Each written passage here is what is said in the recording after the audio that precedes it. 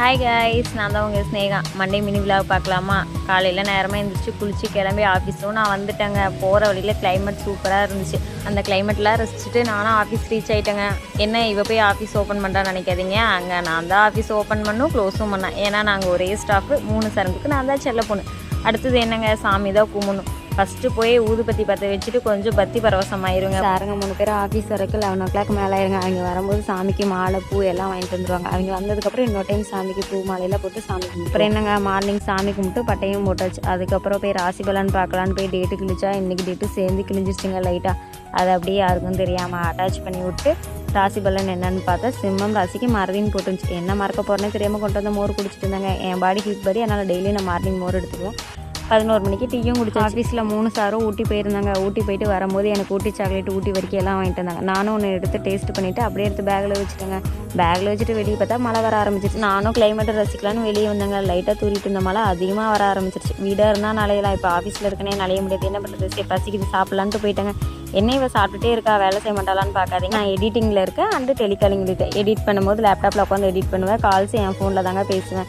இதெல்லாம் வந்து கேட்சப் பண்ண முடியலங்க. நெக்ஸ்ட் டைம் கண்டிப்பாக கேட்சப் பண்ண. ஆஃபீஸ் ஒர்க்லாம் முடிச்சுட்டு அம்மா வீட்டுக்கு போனால் இன்றைக்கி சிஎம் சாருக்கு பர்த்டே கேக் வரலான்ட்டு ஏரியா பசங்க எல்லோரும் கூப்பிட்டாங்க. அப்போ தாங்க எனக்கும் ஞாபகம் வந்துச்சு, தளபதிக்கு பர்த்டே. எனக்கு ஸ்டேட்டஸ் போடும்போது ஞாபகம் இருந்துச்சுங்க. அதுக்கப்புறம் நான் மறந்துட்டேங்க. இவங்களை பற்றி நான் சொல்லி ஆகணும். இவங்க தாங்க என்னோட ஏரியா காசிப் பார்ட்னர். கேக்கெல்லாம் சாப்பிட்டு நானும் காசிப் பார்ட்னரும் வீட்டுக்கு கிளம்பிட்டேங்க. வீட்டில் போய் கொஞ்சம் நேரம் உட்காந்து பேசிகிட்டு இருந்தாங்க. கரெக்டாக அப்பா வந்துட்டார். அக்கா மாமா உன்னை கூப்பிட்றாங்க, அவங்க வீட்டில் விடுறாமா அப்படின்னாங்க. சரின்ட்டு நானும் அம்மா வீட்டுக்கு வந்தாங்க. அம்மா என் மண்டையை பார்த்துட்டு நீ தலைக்கு எண்ணெயே வைக்க மாட்டேங்கிற அப்படின்ட்டு எண்ணெய் வைக்க ஸ்டார்ட் பண்ணாங்க. 1 மணி நேரமாக எண்ணெய் வைக்கிறாங்க.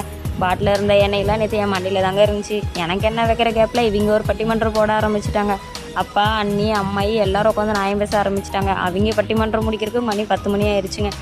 அக்கா மாமா வர கால் பண்ணிவிட்டு உனக்கு வீட்டில் ஒரு சர்ப்ரைஸ் இருக்குது வா வாங்க. என்ன சர்ப்ரைஸாக இருக்கும்னு எக்ஸாமினோட போய் பார்த்தா பிளிங்கிட்டில் ஸ்நாக்ஸ் எனக்கு ஆர்டர் போட்டு வச்சுருக்காங்க. எனக்கு ஆர்டர் போட்டு அவங்க 2 பேரும் ஹாஸ்பிட்டல் வரைக்கும் போயிட்டாங்க உடம்பு சரியில்லைன்ட்டு. இவ என்ன ஜாலியாக சுற்றிட்டு இருக்கிறா. இவ ஹஸ்பண்ட் எங்கன்னு பார்க்குறீங்க. ஹஸ்பண்ட் மார்னிங் அர்ஜென்ட் ஒர்க்குன்னு 8 o'clock போயிட்டாங்க. நைட்டு வரக்கு 10 ஆயிருன்னு சொன்னாங்க. அதனால தான் அப்பா கூட சுற்றிட்டு இருக்கேன். இல்லைனா அவர் கூட தாங்க சுற்றுவேன். ஸ்நாக்ஸ்லாம் எடுத்துகிட்டு நானே என் வீட்டுக்கு வந்துட்டேங்க. என்னென்ன ஸ்நாக்ஸ் ஆர்டர் போட்டிருக்காங்க பார்த்தீங்கன்னா பிங்கோவில் தாங்க எல்லாமே போட்டிருந்தாங்க. அப்போ 2 ஸ்வீட் கேக் போட்டிருந்தாங்க, ஸ்லைஸ் ஒன்று போட்டிருந்தாங்க. அது நான் குடிச்சிட்டு அங்கேயே வச்சுட்டு வந்துட்டேங்க, மறந்துட்டு வந்துட்டேங்க. ஸ்வீட்னா எனக்கு சுத்தமாக பிடிக்காதுங்க. ஏதோ டேஸ்ட்டுக்காக சாப்பிடுவேன், ஆனால் காரணம் நல்லாவே சாப்பிடுவேன். அதுக்காகவே பிங்கோ ஐட்டமாக பார்த்து ஆர்டர் பண்ணி வச்சுருக்காங்க. இதில் எக்ஸ்ட்ரா ஸ்வீட் கேக் வேறு. Thank you Dhanush moms. வீட்டுக்கு வந்து மாமா வாங்கி கொடுத்த ஸ்நாக்ஸ்லாம் ஹஸ்பண்டை காட்டிட்டு சமைக்கலான்னு ஸ்ட்ரெயிட்டாக கிச்சனுக்குள்ளே போனாங்க. அங்கே போய் பார்த்தா அவர் ஆல்ரெடி தக்காளி பஜ்ஜி வச்சுட்டாங்க.